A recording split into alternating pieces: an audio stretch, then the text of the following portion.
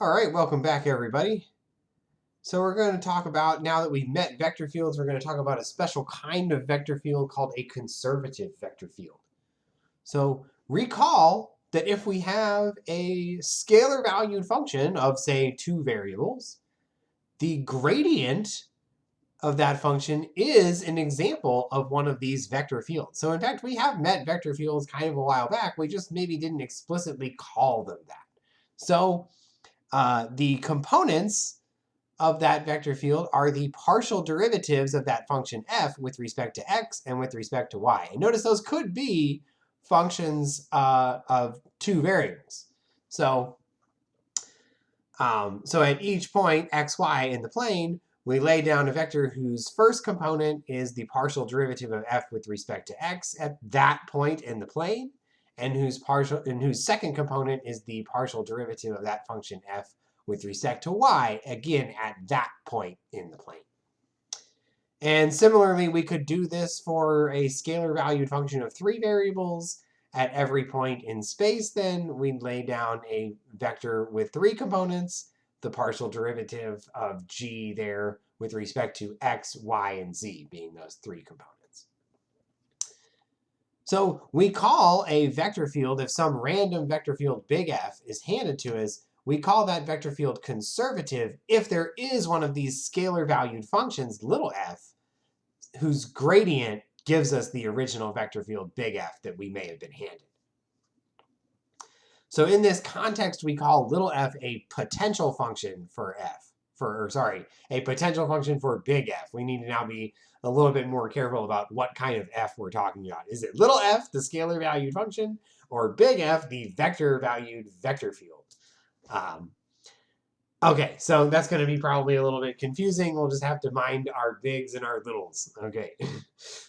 So we'll see later, yeah, that that vector field that we met in the previous video, big F of xy is minus y comma x, that is not a conservative vector field. So that there is no function, little f, whose gradient gives you this vector field here. And then probably the next video, or maybe another one after that, we'll learn some pretty slick techniques for when or how to determine if a vector field is not conservative. And we'll be able to apply those to see that this one is very clearly not conservative. But that's like a kind of a coming attraction right now. So for now, let's just take some functions that we kind of remember and compute their gradient and look at those gradients in GeoGebra. Because any gradient vector field is, by definition, a conservative one. So maybe we might like to see at least some pictures of some conservative vector fields. So we'll scoot over to GeoGebra for a second and think about these three functions who I think we've met and discussed kind of in length before. So this first one is f of xy is minus x squared plus y squared. Remember, this function's graph is the hyperbolic paraboloid alias the saddle, right?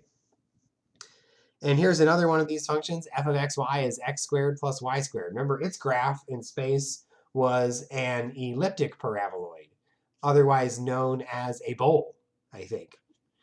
And then this last one here, f of xy just equals to y squared. This one's graph in space was like the Tony Hawk ramp thing, right? So, so I think this middle one has a one minimum point at the origin. This last one has a whole line of minima. That's like the x-axis, I think. And then this first one that we mentioned here has neither a max or a min, but it has a saddle point at the origin, right? So let's take a look at the gradient of some of these, and let's try to plot that in the GeoGebra there. So let's take a look at that first one. F of xy is minus x squared plus y squared. So let's go over to GeoGebra, and I have plotted that one over there. The gradient is, in the first component, is minus 2x, right? And in the second component is plus 2y. And so you can see the picture of the gradient vector field here. It looks like if you're moving along the x-axis or something, the vectors are kind of pointing inward towards the origin. And as you're moving along the y-axis, the vectors are kind of pointing outward from the origin. And at the origin itself, we seem to have what looks like the 0 vector, right? 0, 0. So that should check out, right? If you think about the graph of this function being this hyperbolic paraboloid or this saddle thing, that saddle opened downward in the x direction and upward in the y direction. And so if you recall that fundamental truth about the gradient, that it gives the direction of steepest increase of that function at every point. It seems like even though this little app here, it doesn't show us the vectors directly along the x-axis or directly along the y-axis, we can infer what those are, that they should be pointing straight in towards the origin. So, and along the x-axis and straight outwards from the origin along the y-axis, in kind of line with what everything else is doing around it. So, and we know that those are the sort of directions of steepest increase of that function along the x-axis and along the y-axis. So this behavior, I think, kind of checks out. Okay, so then let's look at the next one. F of xy was x squared plus y squared, so with no minus sign on the front. And that vector field for its gradient, that gradient vector field looks like this. The components are 2x and 2y now. And notice this one, it looks like the vectors here are pointing in some way kind of radially outward from the origin, right? And if you think about the graph of this function, f of xy is x squared plus y squared, it's that nice bowl shape. And so the directions of steepest increase of that function seem to be coming radially outward from the origin, wherein there's a minimum, right? Notice that all these places, critical points of the function correspond to places where the gradient vector field is 0. So like here in the middle here. Okay, and then last but not least here, that other function, f of xy, was just y squared. The one whose graph looks like the Tony Hawk thing. The gradient vector field of that one has its first component is 0 because there are no x's in the expression for the function. And its second component for the gradient is just 2y. And so we can see here that we have this whole line here where the gradient vectors are 0. And I know that in all the other cases, they wouldn't show us along the axes. But, oh, wait, did they show us in the last one? I don't know. But these, along this x-axis here, the gradient vectors are truly 0, right? Because y is 0 along there. So we can see that the directions of steepest increase of this function are those directions which are sort of orthogonal to the x-axis, right? Giving that kind of Tony Hawk shape, you're increasing most if you're just going straight away from the x-axis right up that sort of thick parabola. Okay, so that's some examples of some gradient vector fields, or as we would say, some conservative vector fields, because they are the gradient vector field associated to some function. So, like I said, we'll learn in maybe a future talk, a sort of coming attraction, how to figure out when a vector field that you're handed is not conservative. But for the rest of the time today, I want to say, how might we figure out if a vector field we're given is conservative? And if we suspect that one is conservative, what can we do to verify that? So all we've got right now is this definition, and we'll have to just go from the definition. And so if we're given some vector field and we want to say, is it conservative or is it not? Let's basically suppose that it is and see if we can't try to produce that function, little f, whose gradient is big F that we were handed. And in the process of doing that, things might work out, and we might get that function, little f, to make sense. And things might also not work out, in which case we can probably suspect that the original vector field we were handed is not conservative. But today I want to end here with an example, or at least in this section of videos, I want to end with an example of a vector field which is conservative, so we can kind of see how it works when you carry out the whole process of determining and producing that function little f whose gradient is big F.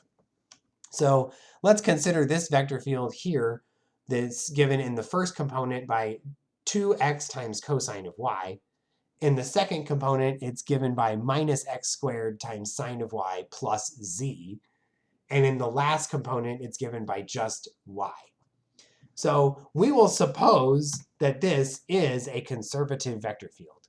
And so that means that there is a function, little f of x, y, z, whose gradient is this vector field that we were handed here. But then what does that mean? Well, if we're just going to follow our nose and just go forth from just first principles here. What does the gradient mean? Well, it's the vector field whose components are partial derivatives of f, right? So if we look at this first component here, what we can learn is that the partial derivative of f, whatever f is, with respect to x, needs to be 2x times cosine of y.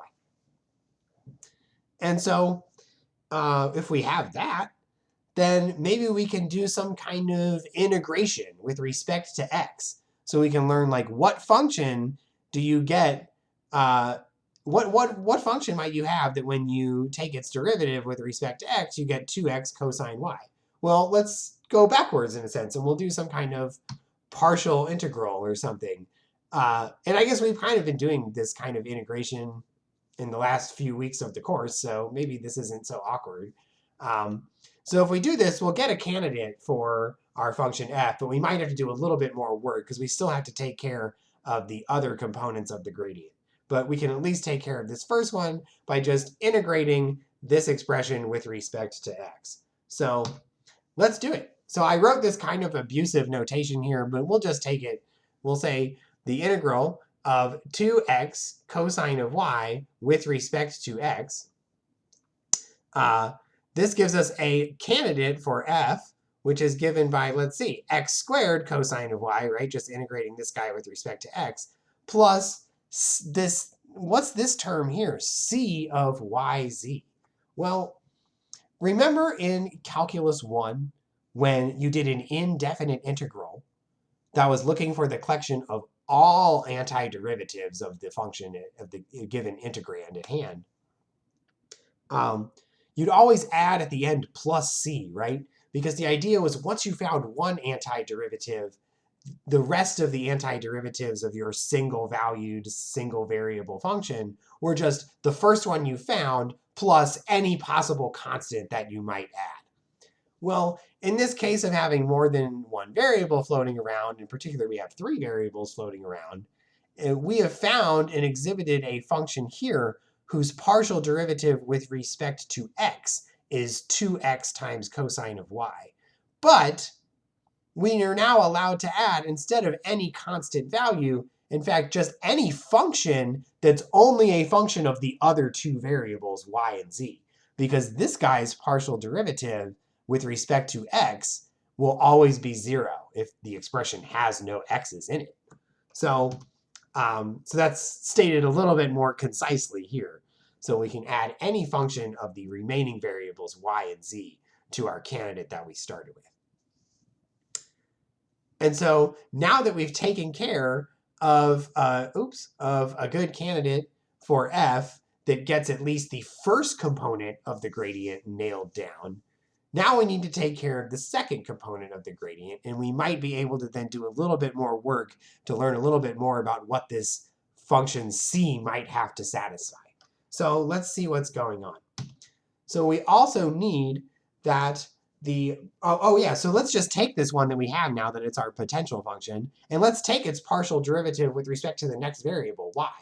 So we have the derivative with respect to y of x squared cosine of y plus this mysterious function c of yz.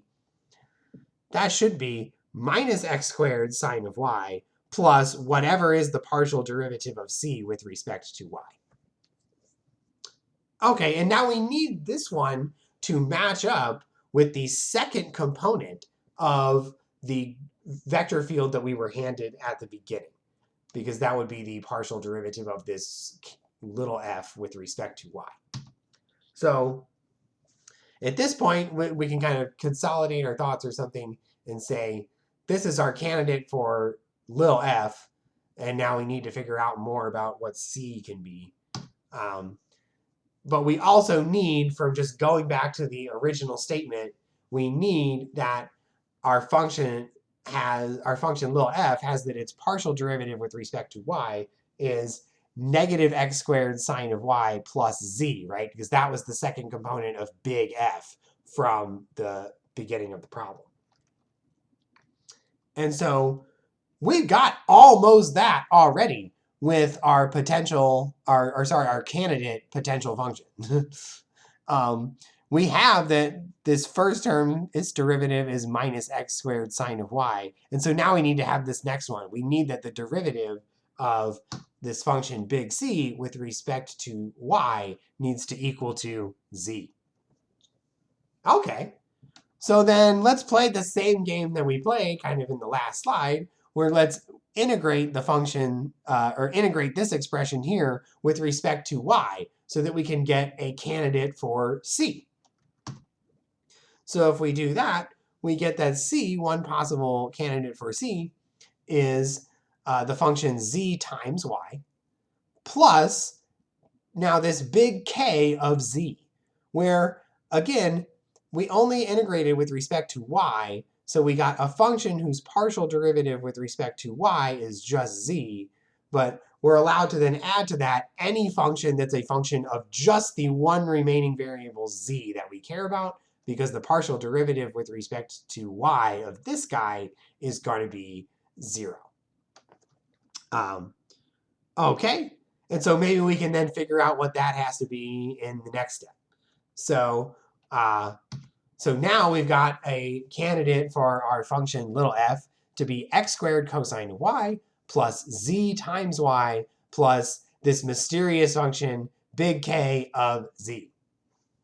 And so we need now to take care of the last component of the original vector field f we were handed and compare that to the partial derivative of this function with respect to z. So we need that last component of big F was y. And so we need that the partial derivative of this candidate f for this candidate little f, we need that partial derivative with respect to z to just be equal to y. Now we already have that, because z times y, it's a function whose partial derivative with respect to z is just y, and we don't have any other z's over here in the first term. So really, this function big K of z is really just needs to be a constant function, and it can be any constant function that we like. So any constant value of your choice, because we really don't need any more from there. We already have what we need from just the first two terms that we have. So we really just need that partial derivative of big K with respect to z is 0. So really, big K of z can be any constant function. Okay, so now we're done, I think. So for any constant value little a, the function f of x, y, z, which equals to x squared cosine y plus zy plus little a, has that its gradient is equal to big F, the vector field that we started with. And thus, we may conclude that big F is a conservative vector field. We have produced this potential function, little f. In fact, I think we've produced all such potential functions because we've allowed for all constants a at the end. So that's kind of how you get off the ground to show that a given vector field that you're handed is, in fact, conservative. If you try to play this game with the vector field that we saw, that one that swirls around the origin and has components minus y and x, if you try to play this game with that vector field, you'll probably run into some troubles. If you just follow your nose, you'll probably get maybe a contradiction out somewhere along the way. And so that's interesting. That should probably clue you into the fact that that vector field is not conservative.